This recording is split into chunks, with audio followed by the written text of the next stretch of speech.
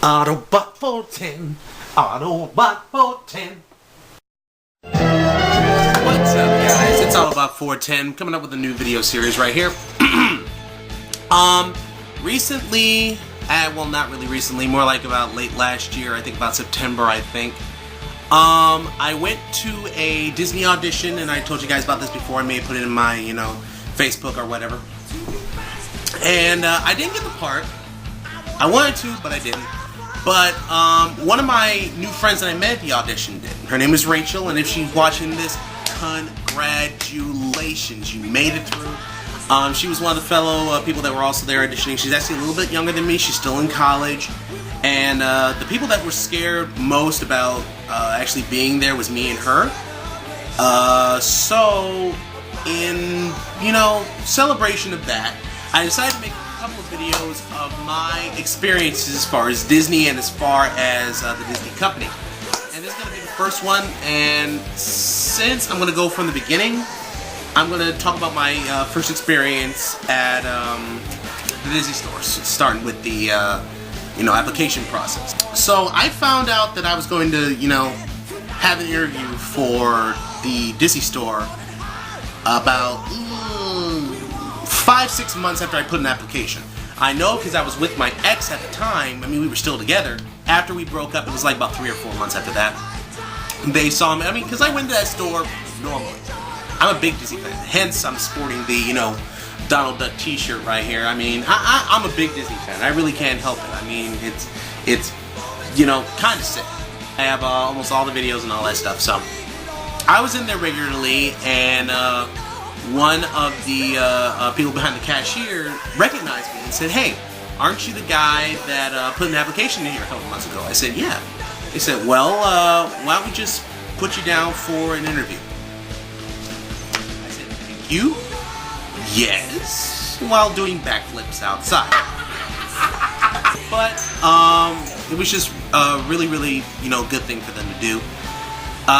So about a week and a half goes by, and I show up there. Now I've been there so many times. There are like a couple of stores that I go to right at the start. The place was in New Park Mall, and one of my friends works there. Her name is Oni, so if she watches this, shout out to you, Oni-ko-chan. She works at the Sweet Factory, which is like right across from the place. So I hang out there a lot, so a lot of people in the store know me. I get there before almost any place opens, including the Disney store. Now, it's a 3-hour commute from my house on foot and bus and BART to New Park Mall. So I'm not going to wear my interview clothes on the bus and walking, because it's the middle of the summer, it's hot, I will sweat. And I sweat when I'm nervous already, and since I'm walking like a good 5-6 miles to get to the BART station, I didn't want to go through that. So I carried it around inside my messenger bag, my Transformers messenger bag, and I get there, and I figure I'm going to be able to use the bathrooms upstairs in the food court to change clothes. But I come to find out that it's closed. It's, under maintenance. So I'm running around downstairs trying to find out, oh my god, where am I going to be able to change clothes? Oh my god, what am I going to do? What am I going to do? What am I going to do? In the store, there's a Hot Topic, and I go in there a lot. I get, my spikes, my chains, my wristbands, everything from there. And one of the guys, who's actually another one of my friends, was on shift that day, and he sees me come in. He's sitting there going, "Wow, man, you're really here early." His store is one of the ones that opens up very, very early. So he says, "Hey, man, anything else you want to pick up from Transformers today?" Because he knows me by name, he knows me by face, he knows exactly what I'm looking for, so that's always cool. And he tells me, "Well, dude, you here to pick anything up?" I said, "No, man. Look, I have an interview to do." He said, "Dude, congratulations." I said, "Dude, thank you. But the bathroom upstairs is closed, so I can't change to my interview clothes. Can I use your dressing room to change to my work clothes?" He said, "Yeah, sure, no problem." So he, closes up the front. He says, "Go ahead." And so I go into the back room. I start changing. I come out. I'm wearing my favorite red button-up shirt, a pair of black dress pants, and my zoot suit loafers. They're the only dress shoes I have, and I didn't want to go in there in a pair of sneakers because that just wouldn't work. So I walk out, and I have to admit I looked pretty damn good. Island and profiling, woo! Dude, how do I look? He said, "Dude, $1 million. So I like, all right. So it was like about a half hour before the actual interview. So I went out there and I started standing in front, because usually I, you know, since I'm an actor, I like to stand in front of the stage and try to, you know, loosen myself up, get all the stress out of me. I start noticing that other people are coming for this interview. It's a group interview. I didn't know that at the time, but I kind of learned that after I see multiple people come in. Now, what I began to notice is that they were all female. So it was one girl after one girl after one girl, and they were asking, "Are you here for the interview? Are you here?" I was like, "Yeah, I'm here for the interview," and I'm literally screaming in my. I'm nervous. I'm going to be the only guy. Don't let me be the only guy. Please don't let me be the only guy. Please don't let me be the only guy. Come to find out, I am the only guy. So there were 7 women and me. A bit intimidating.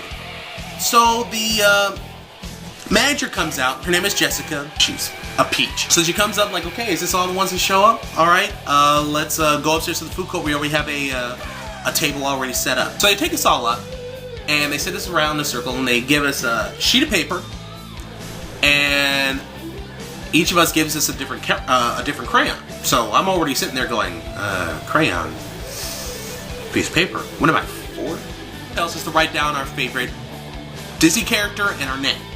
So I write down, you know, very, very simple, Matthew Higgins, Donald Duck, boom.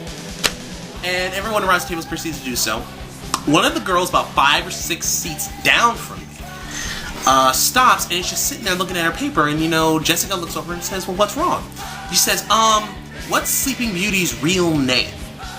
Now, you would figure that if any of these girls knew anything about Disney, and I'm guessing a lot of them did, would easily come up with that answer that quick, but no one did. They were just sitting there looking at each other trying to figure it out. And I just lift up my head. I'm not even paying full attention. I literally lift up my head and I say, "Oh, Aurora, Princess Aurora." And it was just you ever have like one of those moments where you walk into a place and you're not expected and everything just stops? And everyone's just staring at me. And I look around, I'm like, "What? How'd you know that?" I said, "Because I got the DVD at home." Another awkward silence. I mean, I wasn't lying. What? What? I don't have a problem. So, they proceed to ask, "Wait a minute, you have the DVD at home. Why?" Is it because I like Disney movies? Jessica, being a smartass, because she, you know, has this big sense of humor. She says, "Well, do you know what her prior name before, you know, she was found out that she was a princess and everything?" And I was not gonna fall into that trap.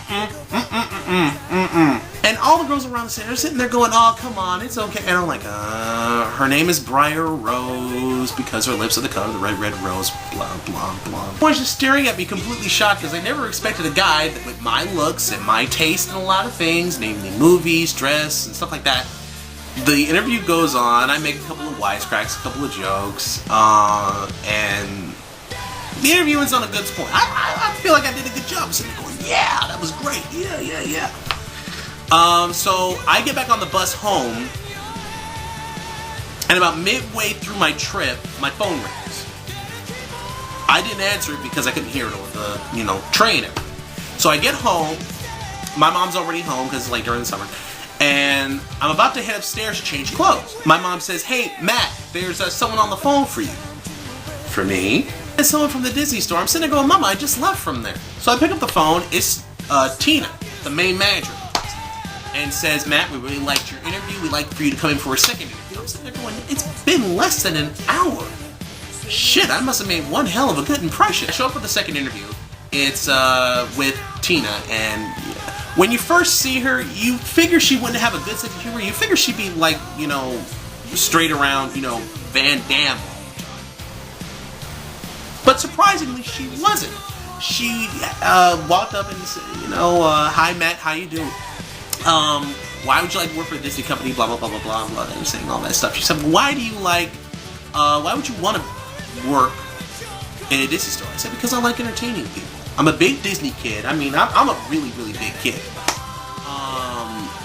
I still watch cartoons, I still play video games, and I love Disney films to the point where people literally looked at me and said, 'Dude, you got problems.' But I love entertaining people. I love making them laugh, hence all the videos I do, and hence all my acting experience. And I'm really good with kids because I'm the son of a school teacher. So being around kids, making people laugh, entertaining them, making their day better, bada bing, bada bang, bada boom. And she proceeds to ask me what was the most interesting moment I've ever had at a Disney park. And it came up to one of two. I'm going to say one of them. I'm probably going to save the next one for my next video, because that one still freaking blows my mind. And I told him that when I was down in Disneyland, I was just joking around, and there was the Main Street Band. So if anyone ever looks that up, looks at the Main Street Band, they were performing Everybody Wants to Be a Cat. Now, I know the lyrics of that song by heart. It's a great song. And just for fun, I just started singing along with it, and by the end of that song, in the middle of, you know, all this crowd of people, one of the people actually looked there, took me on my shoulder and said, "Wait, do you work here?" I said, "No." They said, "You should." And that was the first time I ever got that idea of doing it. She said, "Wow, that's really, really cool." I said, "Yeah."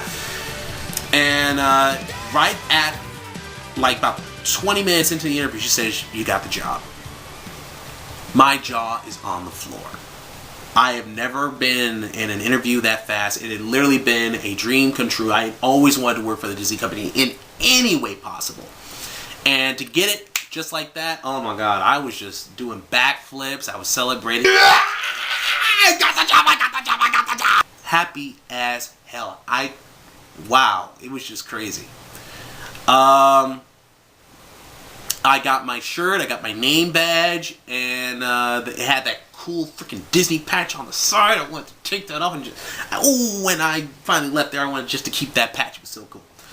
And I started working at the Disney store, and I stayed there for about a year. And that was my first entrance into working for the Disney company. So I'm going to put my other Disney experience, mainly the one with the audition, on my next video. And if anyone likes this or anyone wants to comment on it, go right ahead. And well, I guess that's about everything. So I'll just talk to you guys later. Till all are